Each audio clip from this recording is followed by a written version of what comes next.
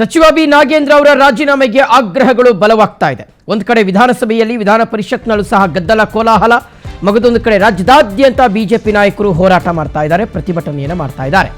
ಈಗ ಬಿ ನಾಗೇಂದ್ರ ವಿರುದ್ಧ ನಿಲ್ಲದ ವಿಪಕ್ಷಗಳ ಸಮರ, ಸಚಿವ ಸ್ಥಾನದಿಂದ ವಜಾಗೊಳಿಸುವಂತೆ ಬಿಗಿ ಪಟ್ಟು ಹಿಡಿಯಲಾಗಿದೆ.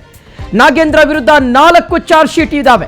ಮೊದಲು ನಾಗೇಂದ್ರ ಅವರ ರಾಜೀನಾಮೆಯನ್ನು ಪಡೆದುಕೊಳ್ಳಲಿ ಅಂತ ಆರ್ ಅಶೋಕ್ ಅವರು ಕೆಂಡಾಮಂಡಲರಾಗಿ ಮಾತನಾಡಿದ್ದಾರೆ. ಇವತ್ತು ವಿಧಾನಸಭೆ ಅಕ್ಷರಶಃ ನಾಗೇಂದ್ರ ಅವರ ರಾಜೀನಾಮೆಯ ವಿಚಾರಕ್ಕೆ ಬಲಿಯಾಗುವಂತ ಎಲ್ಲಾ ಲಕ್ಷಣಗಳು ಕಾಣಿಸ್ತಾ ಇದೆ. ಗದ್ದಲ ಕೋಲಾಹಲದಲ್ಲೇ ಇವತ್ತು ಸದನ ತನ್ನ ಸಮಯವನ್ನ ವ್ಯರ್ಥ ಮಾಡಿಕೊಳ್ತಾ ಇದೆ. ಸ್ವಾಗತ ಮಾಡ್ತೀರಿ, ಆದ್ರೆ ಆ ಚರ್ಚೆ ನಡಿಬೇಕಾದ್ರೆ ಅವರು ಅಲ್ಲಿ ಕೂತ್ಕೊಂಬಾರದು. ರಾಜೀನಾಮೆ ಕೊಟ್ಟಿದ್ರೆ ಮಾತ್ರ ನಾವು ಚರ್ಚೆಗೆ ಮಾಡೋದು. ರಾಜೀನಾಮೆ ಕೊಡ್ಲಿ,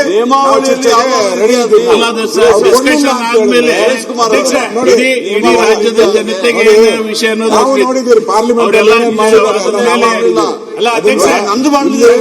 ಚರ್ಚೆ ಮಾಡುವಂತ ಉದ್ದೇಶ ಇದ್ದಿದ್ರೆ ನಾವು ನೋಟಿಸ್ ಕೊಡ್ತಾ ಇದ್ವಿ. ಚರ್ಚೆ ಆಗೋ ಅಗತ್ಯ ಇಲ್ಲ. ಅವರು 1 ನಿಮಿಷ ಆ ಸ್ಥಾನದಲ್ಲಿ ಕುತ್ಕೊಳ್ಳಕ್ ಅಧಿಕಾರ ಇಲ್ಲ. ಮುಖ್ಯಮಂತ್ರಿಗಳು ಇದನ್ನ ತಕ್ಷಣ ಅವ್ರನ್ನ ವಜಾ ಮಾಡಬೇಕು. ಯಾಕೆ ವಿನಂತಿ ಏನ್ ಮಾಡ್ಕೊಂತೀನಿ ಅಂದ್ರೆ, ಇದು ಎಷ್ಟು ನಿಮಗೆಲ್ಲ ಮುಖ್ಯವಾಗಿದೆ. ರಾಜ್ಯದಲ್ಲಿ ಬರ ಇದೆ, ಅತಿವೃಷ್ಟಿ ಆಗಿದೆ. ಅದ್ರ ಬಗ್ಗೆ ಕೂಡ ಜನ ಅದ್ರ ಬಗ್ಗೆ ಈ ಸದನ ಕಡೆ ಮೋತಿ ಮಾಡಿದ್ದಾರೆ. ಅವ್ರ ಕಿವಿ ಈ ಕಡೆನೇ ಅದಾವು. ಏನಿಲ್ಲ ನಿರ್ಣಯ ತೆಗೆದುಕೊಂತಾರ. ರೈತರಿಗೆ ಏನು ಸರ್ಕಾರದಿಂದ ಸಿಗ್ತಕ್ಕಂತ ಸೌಲಭ್ಯಗಳು ಏನ್ ಕೊಡ್ಲಿಕ್ಕೆ ಸಾಧ್ಯ ಐತೆ ಅನ್ನೋ ವಿಚಾರದಲ್ಲಿ ಅಲ್ಲಿಯೂ ಅದಾರ. ಅದಕ್ಕೆ ದಯಮಾಡಿ ನಿಮ್ಗೆ ವಿನಂತಿ ಮಾಡ್ಕೊಳ್ತೀನಿ, ಸ್ವಾರಸ್ಯವಾದಂತ ಚರ್ಚೆ ನಡೀಲಿ ಸದನದಲ್ಲಿ. ಅಧ್ಯಕ್ಷರೇ, ಆಗಿದೆಯಲ್ಲ ಅಧ್ಯಕ್ಷ, ವಿರೋಧ ಪಕ್ಷದ ನಾಯಕರು ಕಳೆದ ಬಾರಿ ಚರ್ಚೆ ಮಾಡಿದಾರಲ್ಲ, ಅವರು ರಾಜೀನಾಮೆ ಕೊಟ್ಟಿದ್ದು ಯಾಕೆ, ಇವಾಗ ತಗೊಂಡಿರೋದು ಯಾಕೆ? ಅವ್ರನ್ನ ಇದೇ ಸದನದಲ್ಲಿ ರಾಜೀನಾಮೆ ಕೊಟ್ಟರು. ಇದೇ ಸದನದಲ್ಲಿ ಅವತ್ತು ಮಾನ್ಯ ಸಿದ್ದರಾಮಯ್ಯನವರು ಹೇಳಿದ್ರು 89 ಕೋಟಿ ಲೂಟಿ ಆಗಿರೋದು ನಿಜ. ಸರ್ಕಾರದ ಖಜಾನೆಯಲ್ಲಿ 89 ಕೋಟಿ ಲೂಟಿ ಆಗಿದೆ, 187 ಕೋಟಿ ಅಲ್ಲ ಅಂತ ಹೇಳಿದ್ರು. ಅವ್ರು ರಾಜೀನಾಮೆ ಅಂತ ಹೇಳಿ ರಾಜೀನಾಮೆ ಕೊಟ್ಟರು. ರಾಜೀನಾಮೆ ಕೊಟ್ಟ ಮೇಲೆ ಮತ್ತೆ ಹೆಂಗ್ ತಗೊಂಡ್ರಿ? ಸಿಬಿಐ ಅಲ್ಲಿ 4 ಚಾರ್ಜ್ ಶೀಟ್ ಇದೆ ಅವ್ರ ಮೇಲೆ, ಸಿಬಿಐ ನಲ್ಲಿ 3 ಚಾರ್ಜ್ ಶೀಟ್. ಅದರಿಂದ ನೋಡಿ, ಚರ್ಚೆಗೆ ರೆಡಿ ಇದ್ದೀರಿ. ಅವರು ಫಸ್ಟ್ ರಾಜೀನಾಮೆ ಕೊಡ್ಲಿ, ಆಮೇಲೆ ನಾವು ಚರ್ಚೆಗೆ ರೆಡಿ ಇದ್ದೀರಿ. ನಾವು ನೋಟಿಸ್ ಮಾನ್ಯ ಅಧ್ಯಕ್ಷರೇ, ವಿಧಾನಸಭಾ ಕಲಾಪದಲ್ಲಿ ಗದ್ದಲ ಕೋಲಾಹಲ. ನಾಳೆ ಕಾಂಗ್ರೆಸ್ ಶಾಸಕಾಂಗ ಪಕ್ಷದ ಸಭೆಯನ್ನು ಕರೆಯಲಾಗಿದೆ. ಸದನ ಆರಂಭವಾದಾಗಿನಿಂದಲೂ ವೀಕ್ಷಕರು ಇವತ್ತು ಬರೀ ಇದೇ ಆಗೋಯ್ತು. ಬರೀ ಗಲಾಟೆ, ಗದ್ದಲ, ಕೋಲಾಹಲದಲ್ಲೇ ಸದನದ ಸಮಯ ವ್ಯರ್ಥವಾಗಿದೆ. ಹೀಗಾಗಿ ನಾಳೆ ಕಾಂಗ್ರೆಸ್ ಸಿಎಲ್ಪಿ ಸಭೆಯನ್ನು ಕರೆದಿದೆ.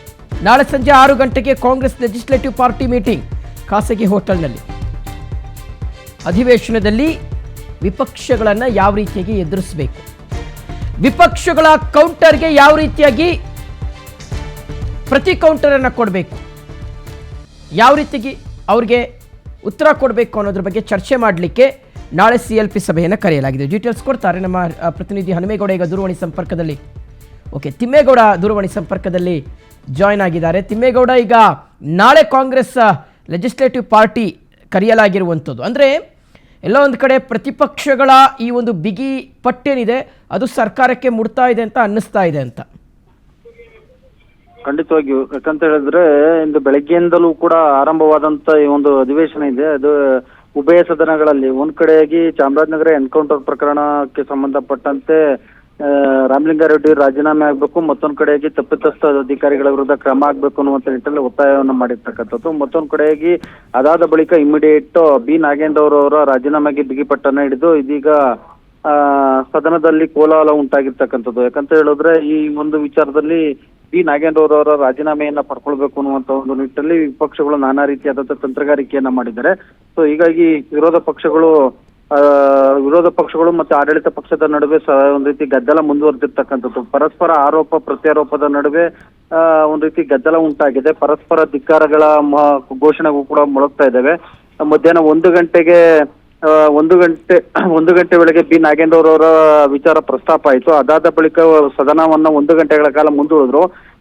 ಮಧ್ಯಾಹ್ನ ಸಂಜೆ 4 ಗಂಟೆಗೆ ಆರಂಭವಾದಂತ ಇದೀಗ ಏನು ಈ ಒಂದು ಕಲಾಪ ಏನಿದೆ, ಕಲಾಪದಲ್ಲಿ ಮತ್ತೆ ವಿರೋಧ ಪಕ್ಷಗಳು ಏನು ಧರಣಿಯನ್ನ ಮುಂದುವರಿಸಿದ್ರು. ಅದಾದ ಬಳಿಕ 15 ನಿಮಿಷಗಳ ಕಾಲ ಧರಣಿಯನ್ನ ಸದನವನ್ನ ಮುಂದೂಡಲಾಯಿತು. ಅದಾದ ಬಳಿಕವೂ ಕೂಡ ಇದೀಗ ಮತ್ತೆ ಸದನ ಪುನರಾರಂಭವಾಗಿದೆ. ಉಭಯ ಕಲಾಪಗಳಲ್ಲೂ ಕೂಡ ಬಿ ನಾಗೇಂದ್ರ ಅವರ ರಾಜೀನಾಮೆಗೆ ಬಿಗಿಪಟ್ಟನ್ನು ಹಿಡಿಯಲಾಗಿದೆ.